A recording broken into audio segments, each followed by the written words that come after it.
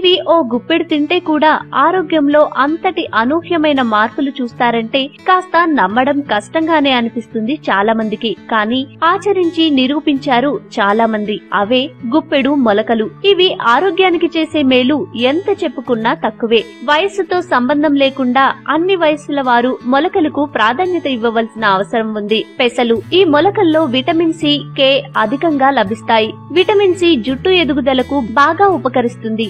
శరీరంలోని వ్యర్థాలను దూరం చేసే గుణం వీటి సొంతం. పెసర పొట్టులో ఫోలెట్ అధికంగా ఉంటుంది. గర్భిణులకు, గర్భస్థ శిశువుకు ఇదెంతో మేలు చేస్తుంది. గర్భిణులు ఇంట్లోనే మొలకెత్తించుకుని తీసుకోవడం మంచిది. పెసర మొలకల్ని సాధ్యమైనంత వరకు ఉదయం పూట అల్పాహారంగా తీసుకోవాలి. అలా అని అతిగా మాత్రం తినకూడదు. గ్యాస్ సమస్య ఎదురు కావచ్చు. వీటిని తినడం వల్ల రోగనిరోధక శక్తి పెరుగుతుంది. దాంతో ఇన్ఫెక్షన్లు, బ్యాక్టీరియా దూరమవుతాయి.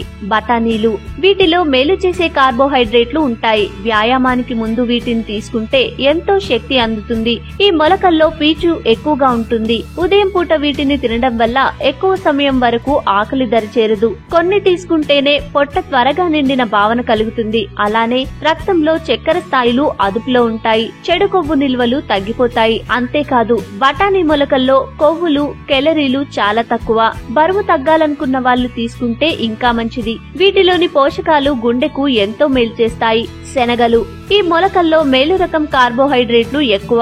విటమిన్ బి6 పుష్కలంగా ఉంటుంది. ఈ మొలకల్లో కొలెస్ట్రాల్ ఉండదు. చర్మ సంబంధిత వ్యాధులు దూరంగా ఉంటాయి. రకరకాల అలర్జీలతో బాధపడేవారు వీటిని తింటే ఉపశమనం పొందుతారు. మధుమేహం ఉన్నవారు తీసుకుంటే చక్కెర అదుపులో ఉంటుంది. సలాడ్, చాట్, సూప్ ఇలా ఏదో ఒక రూపంలో తీసుకోవడం ఆరోగ్యానికి చాలా మంచిది. పచ్చిగా తినలేకపోతే ఈ విధంగా తయారు చేసుకుని రుచిగా తినండి.